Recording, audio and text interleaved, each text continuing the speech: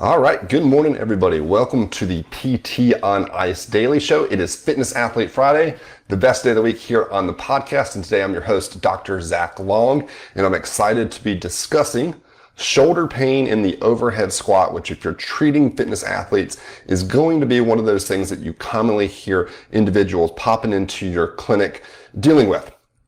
So we want to break down a couple of the key things for you to look and think about when individuals come to you with complaints with this movement pattern.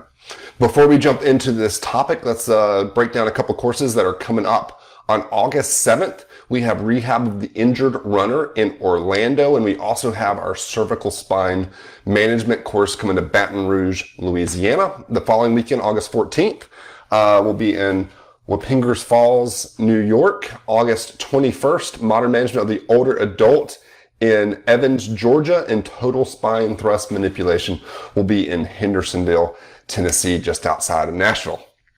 So let's jump into today's topic of shoulder pain with the overhead squat. What are the things that we commonly see or need to address in individuals having pain with this movement pattern? The overhead squat, because we've taken the bar and placed it over the head, is going to increase a lot of the mobility and stability demands of the squat pattern overall, with that center of gravity being changed so much. So it becomes really vital that individuals have a lot of mobility and a lot of control of that mobility and strength.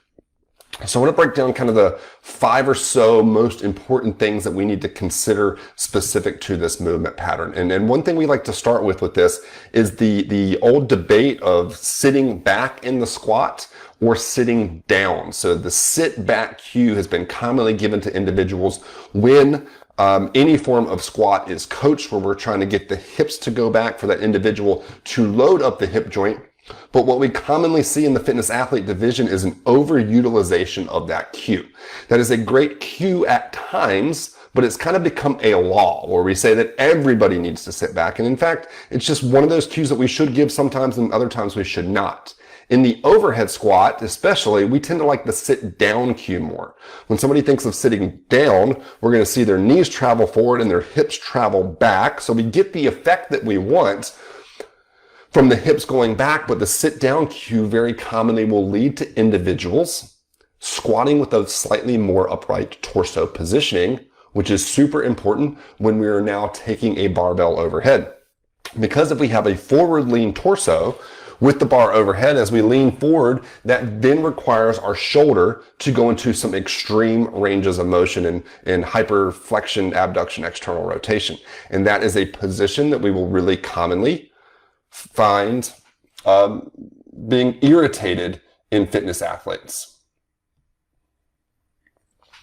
So, sorry, losing connection on Instagram. So we commonly see that become irritated in athletes that sit back too much, that have too much of a forward torso. So we prefer the cue sit down instead of sit back.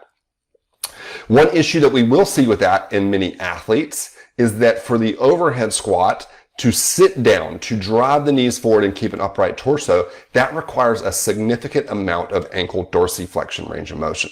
So it's going to be really common for you to find individuals dealing with shoulder pain in the overhead squat, where one of the bigger contributors of that shoulder pain is actually their ankle mobility. So make sure you're addressing ankle dorsiflexion so that they have the ability to squat with the form that we want there.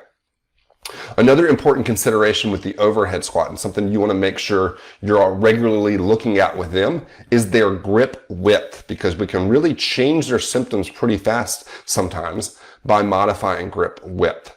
So we practice the overhead squat so that we can snatch, so that we can take a barbell from the ground to overhead in one rapid movement. And the overhead squat training, that kind of helps strengthen us for the snatch movement. So typically when somebody's going about finding their optimal grip width for the snatch, they're going to stand upright and flex one hip to 90 degrees and then hold a PVC pipe. We'll rest a PVC pipe in that hip crease and then reach out and grab that PVC pipe with straight arms. And usually that's a really good position to get overhead, a really wide grip. Usually individuals can do a full pass through while maintaining straight arms, which is important so that if they have to bail that bar behind them, they actually have the mobility to drop it behind them. So that's typically our starting position there. But for the overhead squat, we can adjust that a little bit based on that individual specific needs. So for instance, if somebody's a little stiffer in their shoulders, if we widen them out a little bit, the wider we go, the less tension, flexibility demands we place on the lats and some of the other shoulder structures, the easier it is for somebody that's a little stiffer to get into a little bit better of a position from an overhead squat perspective. If somebody has great mobility, but maybe they lack a little bit of strength or stability, actually going less wide will kind of tie some of those shoulder structures up a little bit and give them a little bit more stability. So we can adjust that a little bit based on what that individual specifically needs. We don't want to change that a ton though, or else we start to become less and less specific to what we're looking for in terms of translating this to somebody's actual snatch. Now, since we just talked about grip width and we talked about, some people lacking mobility, we got to talk about the shoulder and mobility demands in the shoulder. Specifically, I think the most important thing for us to look at from a shoulder perspective is going to be the lats. So if we think about the overhead squat, our shoulders are overhead in flexion and we're doing a squatting motion or taking our hips into flexion. That combination of the hips being flexed and arms being flexed really challenges lat flexibility. So you need to make sure you assess that and address that if that individual lacks lat mobility. What we'll really commonly see is a lot of individuals that lack lat mobility start to do a couple of different things to try to get through the overhead squat. Sometimes where the lat has a little bit of a lumbar extension effect, we'll see individuals as they squat down really try to extend their spine to buy some slack in the lats, which will then create a whole host of other issues down the chain and make it hard for them to hit depth. Or a lot of times, and probably more frequently, we'll see as they descend down into the squat, they will internally rotate their shoulder as they perform the overhead squat. And they're doing that to, again, put slack on the lats if they're a little stiff. And that brings up an interesting discussion or debate that you'll see online in Olympic weightlifting communities, and that is what's the best position to hold the shoulder in when we're overhead. You'll hear Chinese weightlifters discuss having the shoulder internally rotated. You'll see CrossFit or American weightlifters discussing fully externally rotating the shoulders. At ICE in our fitness athlete division, we don't actually think that one of those is better than the other. We tend to coach more just stay neutral, but don't let it change. Where we tend to see people dealing with shoulder pain in the overhead squat or the snatch is when that position changes during the course of the movement, when we actually see rotation happen as they descend and ascend into the overhead squat. So we want to control that rotation and lock it in place and not have it move as we perform the overhead squat. And the other thing we want to do from a shoulder positioning standpoint is make sure we're coaching and cueing an active shoulder position. If you go online and read different opinions on this, you'll hear a ton of different ideas. You'll hear some people cueing athletes to take the spine of their scapula and squeeze it together. Other people trying to tell people to upwardly rotate their scapula or elevate their scapula. Most athletes don't understand any of that stuff, nor do we in the fitness athlete division believe that it's necessary for them to focus on these minute details. We simply say, get that bar overhead. Imagine there's a pile of bricks sitting on top of that bar, and I want you to actively press into it. Don't let that bar come crashing down in your head. Don't let that pile of bricks smack you on the head. Press into the bar, maintain an active shoulder position. And that is typically more than enough to get everybody in a really good position to stabilize that load overhead and activate all of those musculature that's going to help our positioning in terms of overhead strength and stability. Transitioning from that, we do need to focus on some specific areas and techniques from a strengthening perspective when somebody has pain. Usually when somebody has pain in the overhead squat, it's either rotator cuff related pain or a little bit of shoulder instability pain.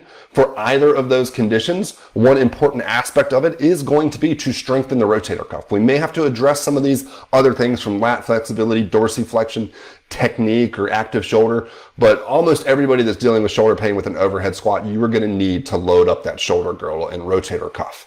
And a couple of really important considerations with this are, number one, specificity of positions here.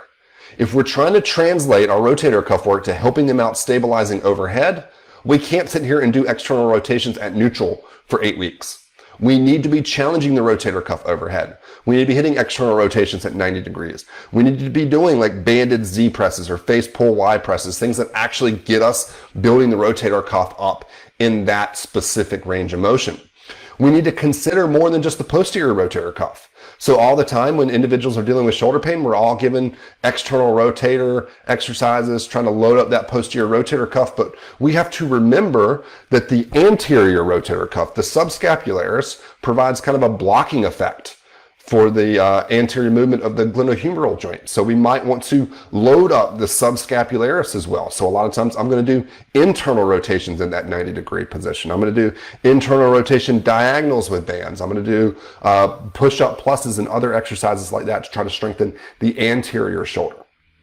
But we also have to take it further than just isolated rotator cuff exercises. And this is where I think a lot of people fall off when it comes down to this high-end rehab of shoulder pain with overhead squats, snatches, etc., is actually realizing that the rotator cuff's job, especially in that position, that wide, abducted, externally rotated position, is stability of the joint. And we need to do a better job as a profession of challenging that stability and getting the shoulder working a little bit better with that function. So I'm having my athletes perform bottoms up kettlebell presses. We're performing hanging band technique presses where weights are actually hanging from resistance bands, so they're shaking around a little bit.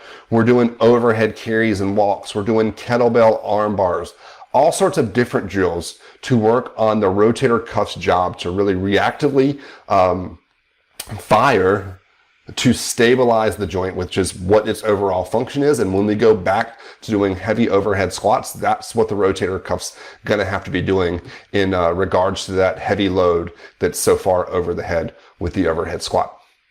So I hope those 5 or 6 different cues there give you a few things to think about when somebody pops into your clinic dealing with shoulder pain with the overhead squat, and helps you understand where we need to be thinking of going long term in that individual's progression. As always, if you want to dive deeper into this stuff, we've got 3 courses for you. We have Essential Foundations Online, where we're going to discuss this stuff in depth. We got our live course, where we also work on your ability to coach, cue, break out, have the eyes to see these things that we talked about today. And then we have our Advanced Concepts course, where we really dive deeper into programming of different ways to address these issues, so that you are a really well-rounded clinician ready to be the rock star in your local area for fitness athletes. So we hope to see you on the road soon. Hope you all have a great Friday and a wonderful weekend. Hey, thanks for tuning in to the PT on Ice Daily Show. If you enjoyed this content, head on over to iTunes and leave us a review. And be sure to check us out on Facebook and Instagram at the Institute of Clinical Excellence. If you're interested in getting plugged into more ICE content on a weekly basis while earning CEUs from home, check out our virtual ICE online mentorship program at ptonice.com. While you're there, sign up for our Hump Day Hustling newsletter for a free email every Wednesday morning with our top 5 research articles and social media posts that we think are worth reading. Head over to ptonice.com and scroll to the bottom of the page to sign up.